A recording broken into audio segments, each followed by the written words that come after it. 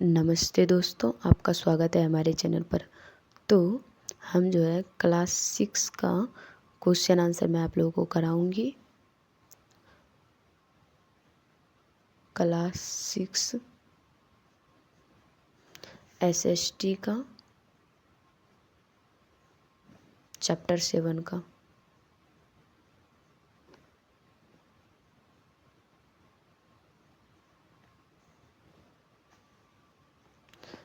Chapter 7 का तो मैं आप लोगों को 4 नंबर तक करा दी थी, अब आगे होगा 5 नंबर से।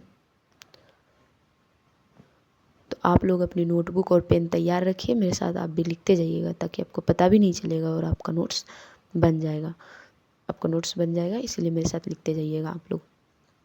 तो क्वेश्चन नंबर 5 में आपसे पूछ रहा था आंद्रे बेते का कथन के बारे में कि आंद्रे बेते ने क्या स्टेटमेंट दिया था, आखिर उसने क्या कहा था।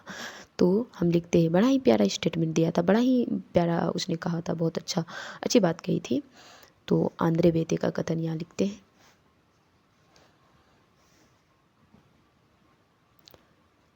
आंद्रे बेते का कथन।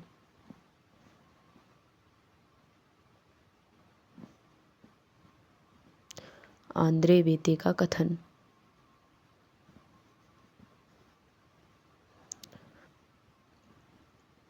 तो भारतीय उपमहाद्वीप इसका उत्तर लिखिएगा।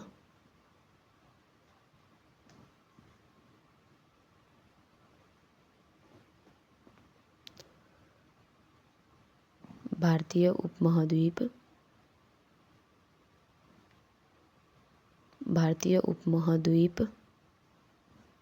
पर हजारों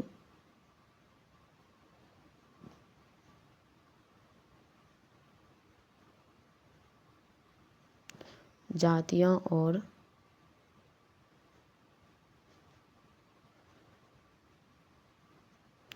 जनजातियां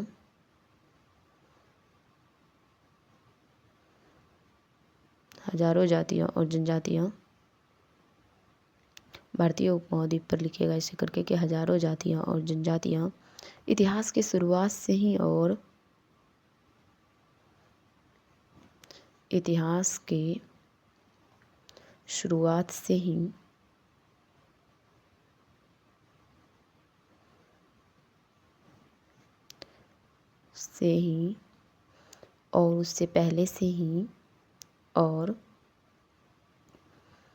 उससे पहले से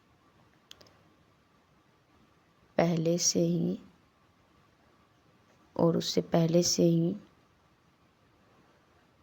इतिहास की शुरुआत से ही और उससे पहले से ही अपने धार्मिक विश्वासों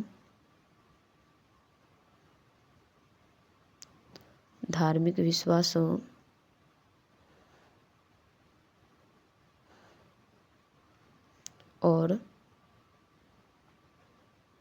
प्रथाओं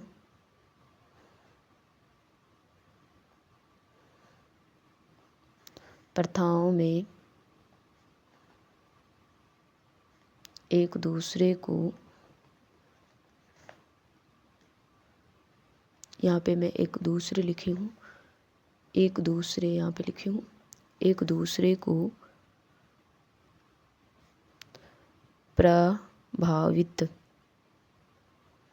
प्रभावित करती रही है।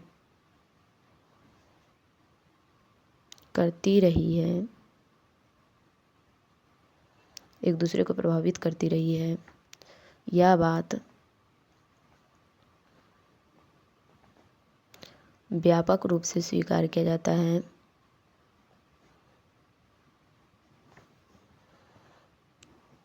स्वीकार किया जाता है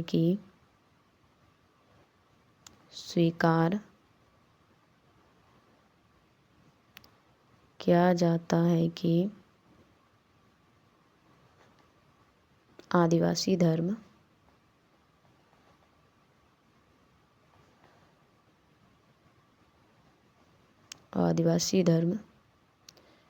हिंदू धर्म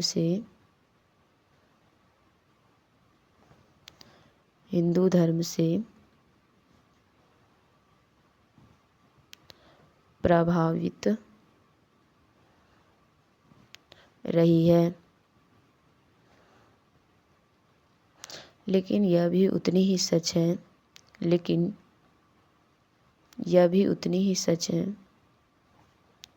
यह भी उतनी ही सच है, उतनी ही सच है, उतनी ही सच है कि हिंदू धर्म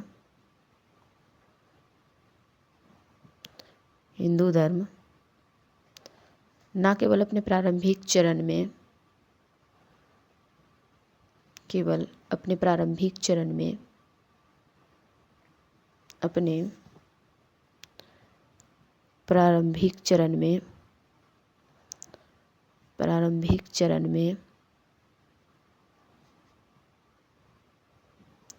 बल्कि पूरे विकास के दौरान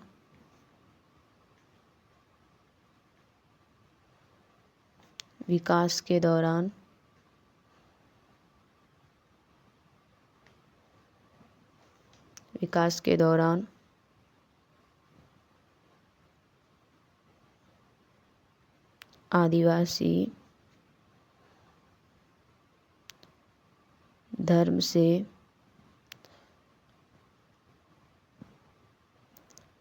प्रभावित रहा है।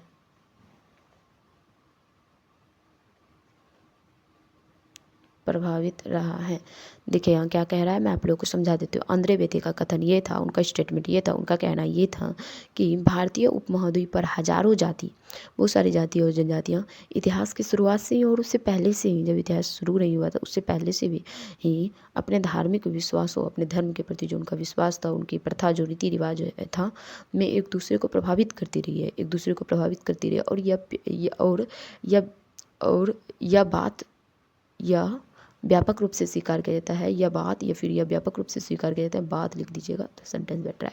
यह बात व्यापक रूप से स्वीकार नहीं भी लिखेगा तो चलेगा। यह बात व्यापक रूप से स्वीकार किया जाता है कि आदिवासी धर्म जो है ना, स्वीकार किया जाता है आदिवासी धर्म जो है वो हिंदू धर्म से प्रभावित रहे हैं। देखिए आदिवासी धर्म जो है आपका वो हिंदू धर्म से प्रभावित रहे हैं, लेकिन यह भी उतनी ही सच है, यह बात भी उतना ही सच है कि हिंदू धर्म जो है वो न केवल अपने प्रारंभिक चरण में, ऐसा नहीं कि शुरुआती समय में, प्रारंभिक चरण में, बल्कि पूरे विकास के दौरान आदिवासी धर्मों से प्रभावित रहा है। जब आदिवासी धर्म हिंदू धर्म से प्रभावित रहा है, हिंदू धर्म से प्रभावित, तो हिंदू धर्म भी आदिवासी धर्म से प्रभावित रहा है, मतलब दोनों एक दूसरे को प्रभावित करते रहे हैं। तो आपका ये 5 नंबर का आंसर हो गया। अब 6ठा नंबर क्वेश्चन देखते हैं। 6ठा नंबर क्वेश्चन क्या कह रहा है,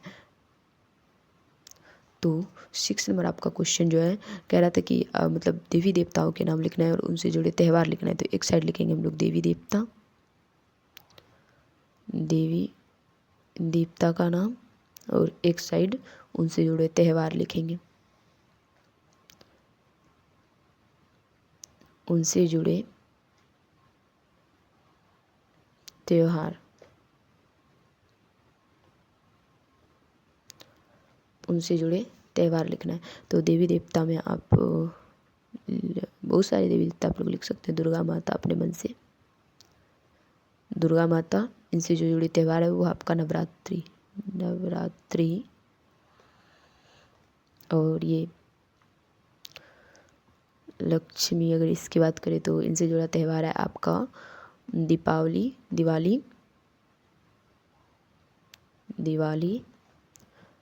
और कृष्णा, इनकी बात करें तो जन्माष्टमी इनसे जुड़े त्यौहार है।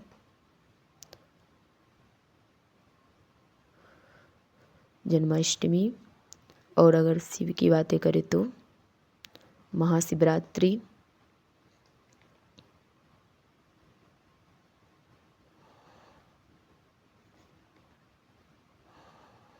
और अगर गणेश की बात करें तो गणेश चतुर्थी।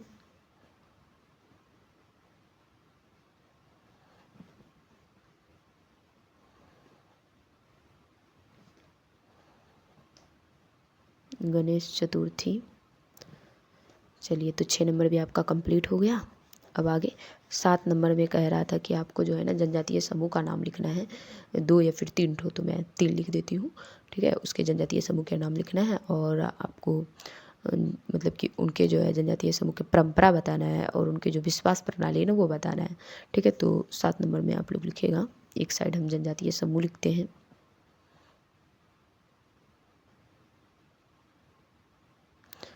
जनजातीय समूह, अच्छा ऐसे होगा, जनजातीय समूह, जनजातीय समूह, एक साइड उनकी परंपरा और एक साइड लिखना है आपको विश्वास प्रणाली। वो किस में विश्वास करते थे ये बताना है, विश्वास प्रणाली, विश्वास प्रणालियाँ। चलिए, तो जनजातीय समूह में एक दो का नाम लिख देते हैं, जैसे संथाल हो गया, उराव हो गया, गोंड हो गया, ये हो गया आपका,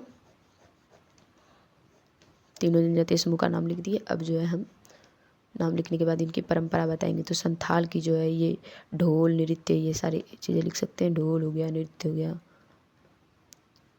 और इनका जो है ये सरहुल पर्व उराव का हो गया, सरहुल पर्व। और गोंड का कर्मा नृत्य, कर्मा नृत्य ये लोग करते हैं, यही सब कर्मा नृत्य।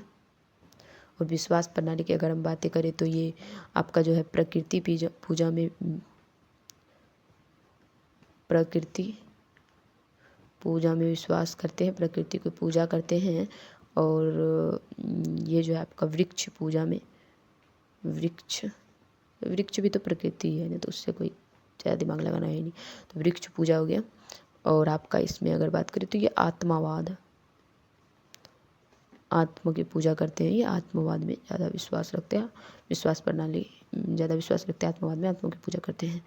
तो आपका इस चैप्टर 7 का सारा क्वेश्चन आंसर कंप्लीट हम करा दिए। अब जो आपका शुरू करने वाले हैं वो है चैप्टर 8, तो वो हम कल शुरू करेंगे। अच्छा, एक वो वाला रह गया था, क्या बोलते वो सही गलत वाला, तो सही गलत वाला मैं करवा देती हूँ। आगे है आपका सही गलत करने वाला।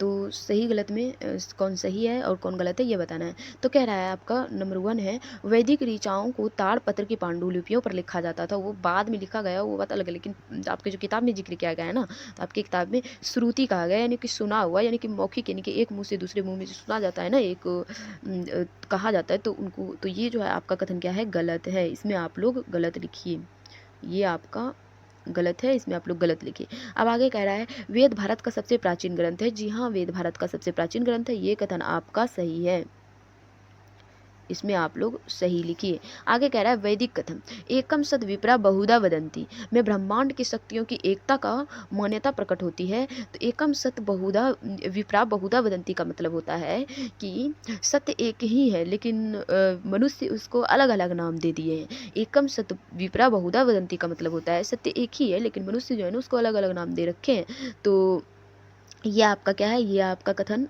सत्य है, सही है, ये आपका कथन सही है।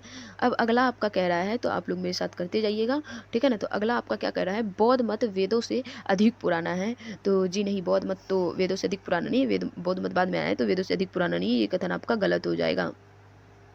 ये 1 मिनट, हाँ ये कथन आपका क्या है, तो गलत है, ये कथन आपका गलत है। चलिए आगे कह रहा है जैन मत का उद्भव बौद्ध मत की एक शाखा के रूप में हुआ है। तो नहीं, ऐसा कोई बात नहीं है कि जैन मत का उद्भव जो है बौद्ध मत की एक शाखा, जैन मत तो बहुत पहले से ही आया है, ठीक है। भले ही महावीर स्वामी जो 10वें तीर्थंकर थे, उनका वो बौद्ध मत के बाद में दिखाया गया, तो इससे आप लोग कंफ्यूज नहीं होइएगा। बौद्ध मत के 24 तीर्थंकर है, वो बौद्ध मत से भी, जैन मत के और बौद्ध मत से भी पहले आया है, तो ये कथन आपका गलत है, आपका गलत है। कह रहा है बौद्ध और जैन मत दोनों ही शांतिपूर्ण अस्तित्व तथा सभी जीवों को नुकसान न पहुंचाने का समर्थन करते हैं। तो जी हाँ, दोनों ही मत, चाहे वो बौद्ध मत हो या फिर आपका जैन मत हो, दोनों ही मत क्या करते थे, शांतिपूर्ण बनाए रखने के लिए कहते थे। और किसी भी जीवों को, सभी मतलब जितने भी जीव हैं, चाहे वो कितना भी छोटा ही क्यों ना हो, चाहे वो सूक्ष्म जीवों पर भी यह लागू होता है, चाहे वो सूक्ष्म जीव ही क्यों ना हो, उसको नुकसान ना पहुंचाने का समर्थन करते हैं।